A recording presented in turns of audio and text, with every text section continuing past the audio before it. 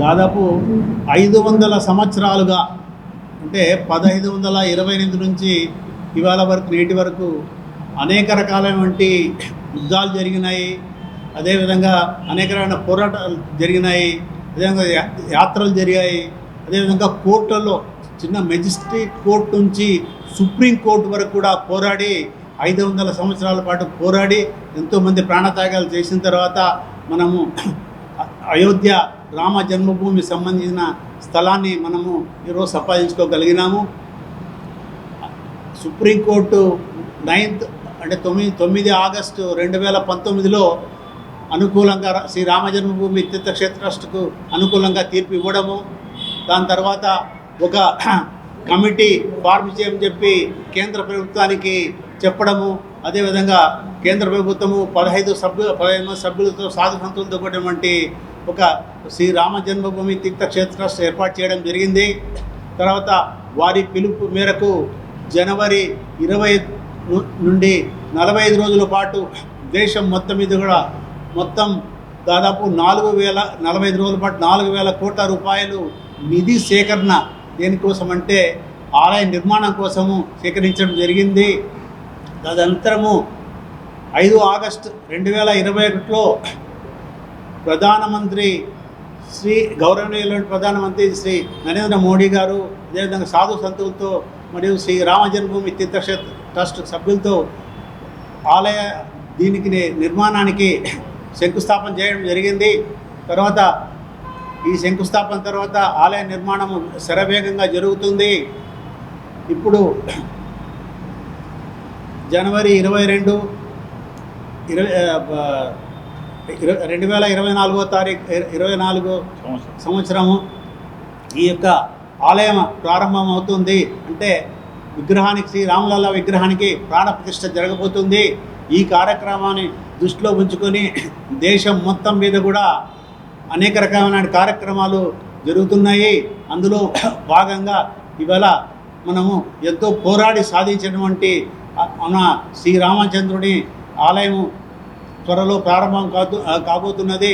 దానికి సంబంధించిన తదుపరి కార్యక్రమం ఏముంటాయని చెప్పేసి శ్రీ సందిరెడ్డి శ్రీనివాసులు గారు మనకు ఏ కార్యక్రమం చేపట్టబోతున్నాం దీనికి సంబంధించేసి మనకు చెప్తారు.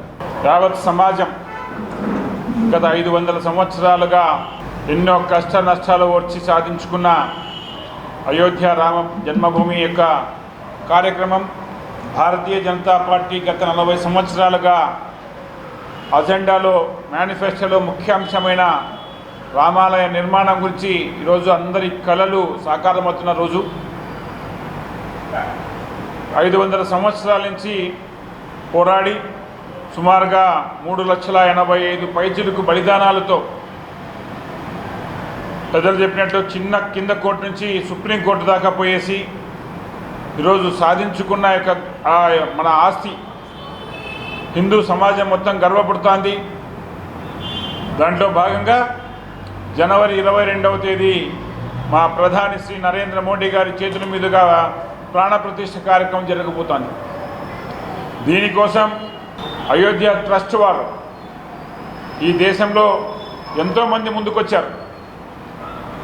ధనికులందరూ మేము కట్టిస్తామని చెప్పేసి పోటీ పడితే ఇది ఎవరికో సొంతం కాకూడదు, సమాజంలో ఉండే ప్రతి ఒక్క భారతీయుడికి ప్రతి ఒక్క హిందువుకి చెందినదిగా భావించాలని చెప్పేసి ఈరోజు సమాజం మొత్తం సమర్పించుకున్నారు. నిధి సేకరణ కాదు, నిధి సమర్పణ చేసుకున్నారు.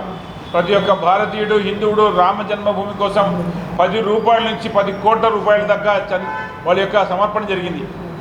దాంట్లో భాగంగా సుమారుగా 4,000 కోట్ల రూపాయలు జరిగింది. ప్రపంచంలో ఎక్కడ కని విని ఎరగని ఒక్క దేవాలయం కోసం 5 సంవత్సరాల పోరాటం కానీ లేకపోతే ఇంతమంది బలిదానాలు కానీ జరిగిన సందర్భం లేదు. ఇది చారిత్రాత్మకం అని చెప్పేసి సందర్భంగా తెలియజేస్తున్నాను.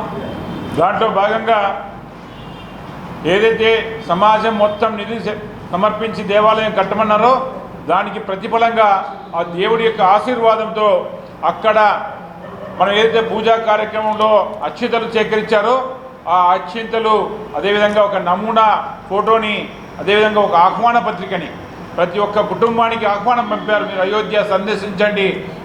ఈరోజు జనవరి 22వ తేదీన ప్రాణ ప్రతిష్ఠ చేస్తున్నారు.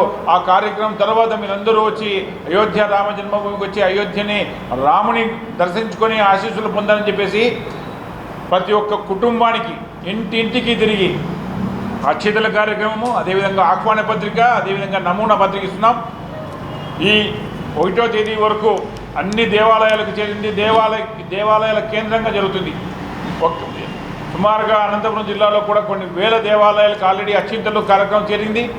రేపు 1వ తేదీ నుంచి 15వ తేదీ వరకు ఆ దేవాలయాలను కేంద్రంగా ప్రతి ఇంటికి రాముని యొక్క అక్షింతలు, ఆహ్వాన పత్రిక, అదేవిధంగా ఫోటో చేరుతుంది.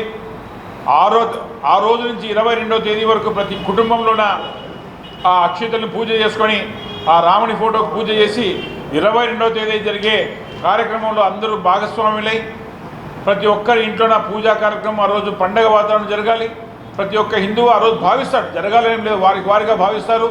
ఈసారి అదేవిధంగా 22వ తేదీ జరిగే కార్యక్రమంలో ప్రతి ఇంటి ముందు 500 సంవత్సరాల పోరాట ఫలితంగా సింహానికి గుర్తుగా 5 దీపాలు వెలిగించి వారి యొక్క భక్తిని చాటుకోవాలని చెప్పేసి ప్రతి ఒక్క హిందూ భక్తులకి, దేశంలో ఉండే ప్రతి ఒక్క పౌరుడికి మేము తెలియజేస్తున్నాము. ఆర్ఎస్ఎస్ విభాగ్ సంచాలక్ ముఖర్జీ గారికి, జిల్లా అధ్యక్షులు సంద్రెడ్డి శ్రీనివాసులు గారికి, విహెచ్పి నాయకులకి మరియు జగదీష్ గారికి, నరేంద్రకి, తదితర ఇక్కడికి విచ్చేసిన పత్రికా విలేకరులందరికీ నా హృదయపూర్వక అభినందనలు. ఈ ధర్మకార్యం ఏదైతే అయోధ్య రామ మందిరం నిర్మించాలని భారతీయ జనతా పార్టీ కరసేవ చేయడమే కాకుండా లాల్ కృష్ణ అద్వానీ గారి ఆధ్వర్యంలో పెద్ద ఎత్తున అక్కడ ఉన్న మకుటాలను తొలగించి అయోధ్యకి రామ మందిరానికి పునాది ఆ రోజే శంకుస్థాపన మాదిరి చేయడం జరిగింది. అయోధ్య రామ మందిరాన్ని 550 సంవత్సరాల్లో దాదాపు 4 లక్షల మంది హిందూ బంధువులు చనిపోవడం కాకుండా 78 యుద్ధాలు జరిగాయి. దేశం కోసం మనము పాకిస్తాన్, బంగ్లాదేశ్కి యుద్ధాలు 2 జరిగితే, చైనాది 1 జరిగితే, కేవలం రామ మందిరం మనది అన్నదానికి ఇన్ని యుద్ధాలు జరిగాయి. సహకరించాలి. ఈ యొక్క సిటీని స్వచ్ఛ భారత్ కింద మీరు చేపట్టాలి.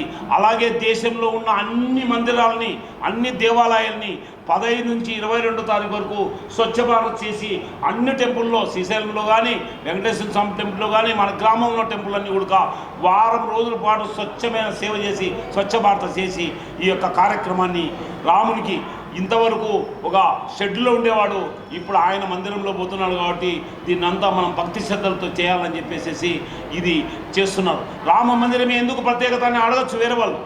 రాముడు ఎన్నిటికి ప్రతీక అంటే, ఒక తమ్ముడు రాముడు లాంటి అన్న కావాలని కోరుకుంటాడు, అలాగే ఒక తండ్రి రాముడు లాంటి కొడుకు కావాలని కోరుకుంటాడు, ఒక స్త్రీ రాముడు లాంటి భర్త కావాలని కోరుకుంటుంది. ప్రజలేం కోరుకుంటారా అంటే రామ రాజ్యం కావాలని కోరుకుంటారని చెప్పేసి ఈరోజు ప్రధానమంత్రి నరేంద్ర మోడీ గారు ఒక్కానించడం జరిగింది. కాబట్టి భారతీయ జనతా పార్టీనే కాదు అందరి సమక్షంలో ఈ కార్యక్రమాలు నిర్వర్తించాలని చెప్పి కోరుకుంటూ నాకు ఈ అవకాశం ఇచ్చిన రామ జన్మభూమి తీర్థ ట్రస్ట్ వారందరికీ కూడా నా హృదయపూర్వక అభినందన తెలియజేస్తున్నాను. జై శ్రీరామ్. అందరికీ నమస్కారం అండి. ఎప్పుడెప్పటి నుంచో చూస్తున్నటువంటి యావత్ హిందూ సమాజం కూడా అయోధ్య రామ మందిరం నిర్మాణం కోసం ఎంతో వేచి చూస్తున్నది. అది జనవరి 22వ తేదీన 2024 సంవత్సరం భవ్యమైనటువంటి రామ మందిర నిర్మాణాన్ని మనమందరం కూడా మనమందరం కూడా నిర్మించుకోబోతున్నాం. దీనికి కాశ్మీర్ నుండి కన్యాకుమారి వరకు, గుజరాత్ నుండి అరుణాచల్ ప్రదేశ్ వరకు ఎవరైతే ఈ ఉద్యమం కోసం, ఈ రామ మందిరం కోసం పోరాడారో 500 సంవత్సరాలుగా 17 ఉద్యమాలు జరగడం, అనేకమైనటువంటి యుద్ధాల్లో ఓడిపోవడం, చివరికి ఇది సామరస్యంగా జరగాలి అని చెప్పేసి సుప్రీంకోర్టుని ఆశ్రయించడం, ఆ తర్వాత సుప్రీంకోర్టు తీర్పు కూడా మనందరికీ కూడా అనుకూలంగా రావడం, ఒక 30 సంవత్సరాల పాటు దీనికోసం పరాశరన్ శర్మ గారు దీనికోసం ఎంతో పోరాడడం జరిగింది. ప్రతి ఒక్క హిందువు కూడా మన దగ్గరలో ఉన్నటువంటి గుడిలో 11 గంటల నుంచి ఆ కార్యక్రమంలో పాల్గొనవచ్చు. అలాగే ఆ తర్వాత ఘంటానాదం, ఆ తర్వాత సాయంత్రం 5 గంటలకి మన ఇంటి బయట సూర్యాస్తమయంలో 5 దీపాలు వెలిగించాలని చెప్పేసి ఆలయ ట్రస్టు, యావత్ హిందూ సమాజం కూడా ఒక పిలుపు అనుకుంటున్నది. దీనికోసం మీరు కృషి చేస్తారని చెప్పేసి ఆశిస్తూ ముగిస్తున్నాం.